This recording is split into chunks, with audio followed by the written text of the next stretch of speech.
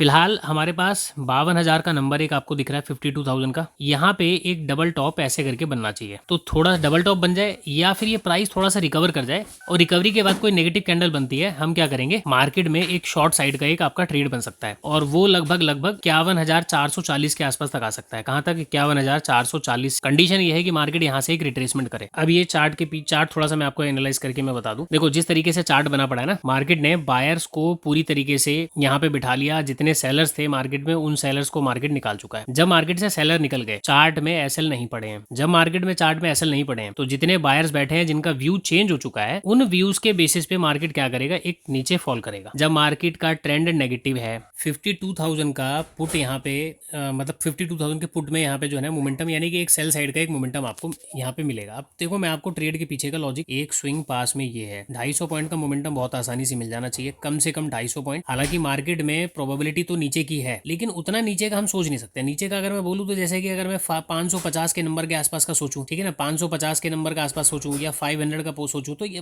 Target थोड़े से बड़े हो जाएंगे। बड़ा टारगेट बाद की बात है, सबसे पहले देखो कि मार्केट देगा क्या। तो ठीक है 250 पॉइंट तो मार्केट दे ही सकता है।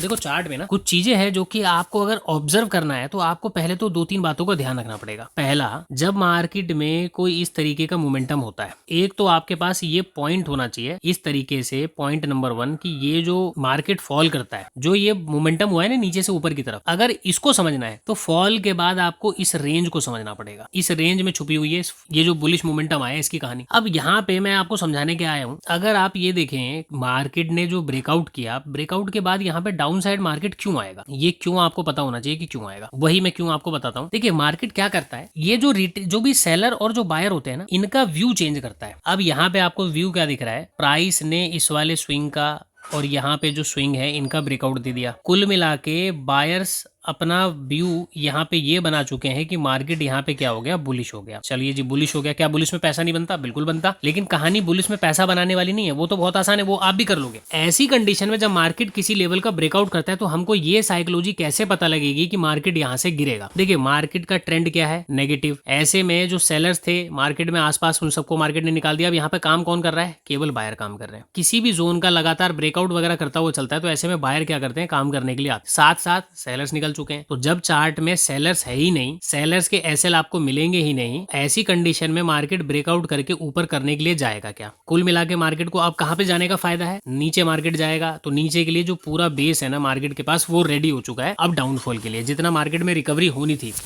वो रिकवरी हो चुकी है। अब मार्केट ने अपना बेस बना लिया कि वो डाउन साइड चलने के लिए तैयार है। उसी को ध्यान में रखते हुए हमने यहाँ पे क्या किया, सेलिंग का प्लान किया। लेकिन सेलिंग ऐसा नहीं कि मार्केट ने 3 कैंडल बनाया तो यहाँ पे कूद जाओ, रिट्रेसमेंट का वेट करना है। कैंडल का रिट्रेसमेंट हो गया ना, बस अपने को जोन समझ में आ जाना चाहिए कि मार्केट में क्या होने वाला है। अब यहाँ से आपको दिख रहा होगा यार कि यहाँ पे क्या 2 कैंडल में टारगेट डन हो जाएगा। देखो टारगेट है 250 पॉइंट के, और ये टारगेट को डन करने में ना मार्केट को कोई ताकत लगाने की जरूरत नहीं है, मार्केट को कोई यहाँ पे स्टॉप लॉस क्रिएट करने की जरूरत नहीं है। मार्केट को सब मार्केट में हो चुका है, ऑलरेडी मार्केट में हो चुका है। अब मार्केट जिस हिसाब से ऊपर की तरफ गया है ना, नीचे भर भर के स्टॉप लॉसेस पड़े हुए हैं। तो जब भर भर के स्टॉप लॉसेस पड़े तो मार्केट जब गिरेगा ना, ऐसे करके गिरेगा, छोटा सा रिट्रेसमेंट लेगा, फिर एक गिरावट करेगा, फिर छोटा सा रिट्रेसमेंट लेगा, फिर एक गिरावट करेगा। देखो ये जो 51,500 या फिर जो आपको ये लेवल दिख रहा है ना 51,440 से 51,460, ये लेवल तक मार्केट को आने की प्रोबेबिलिटी है। लेकिन उतना बड़ा देखो इंट्राडे में हम काम नहीं कर सकते ना, 250 पॉइंट मिल जाए या फिर मार्केट 250 पॉइंट के साथ ही फ्लो में मार्केट 100 पॉइंट और दे दे, वो एक कहानी अलग होती है। तो फिलहाल क्या करते हैं, चलने का वेट करते हैं, इसको ये चलने देते हैं। देखो मार्केट कहां तक जाता है, कैसे करता है। 250 पॉइंट का मोमेंटम अपने को मिलता है या फिर मार्केट 52,000 का भी ब्रेकआउट करेगा। अब रही बात 52,000 का ब्रेकआउट करेगा क्या मार्केट, देखिए राउंड नंबर के आसपास मार्केट आया हुआ है तो 52,000 का ब्रेकआउट करना चाहिए। एक कहानी तो ये है कि राउंड नंबर के आसपास आया तो 52,000 का ब्रेकआउट करना चाहिए, लेकिन नीचे 500 के नंबर पे मार्केट ये कहानी कर चुका है। अब 52,000 के पास आने के बाद मार्केट 52,000 का ब्रेकआउट तो बहुत दूर की बात है, 52,000 के नंबर को मार्केट टच भी नहीं करेगा। 51,999 का नंबर जो है ना, ये लास्ट नंबर है कि मार्केट यहां तक मैक्सिमम जाएगा। 200 यानी कि 52,000 का नंबर एग्जैक्ट टच भी नहीं कर पाएगा मार्केट। ये मार्केट की साइकोलॉजी आज की बनी हुई है। अगर मार्केट ने 52,000 का नंबर टच कर लिया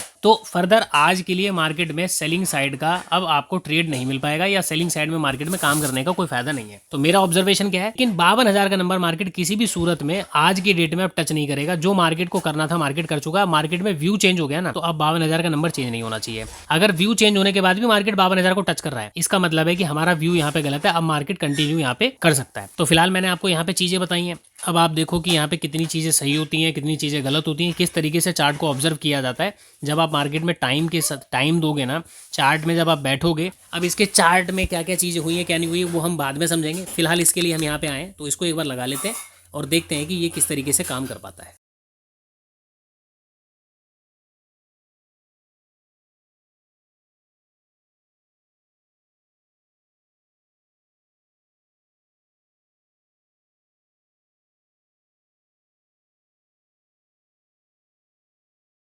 भाई देखो, प्रीमियम तो नहीं बढ़ रहे क्योंकि प्रीमियम का मोमेंटम यहाँ पे हुआ नहीं है, तो इस वजह से जो है यहाँ पे, क्योंकि जिस हिसाब से मोमेंटम यहाँ पे सेलिंग में हुआ है 264 पॉइंट का मोमेंटम हुआ है। लेकिन प्रीमियम की बात करें तो प्रीमियम के अंदर जो है ना, केवल अभी तक मोमेंटम जो अभी चल रहा है वो 95 रुपये के आसपास चल रहा है, यानी कि 100 रुपये का मोमेंटम भी नहीं आ पाया।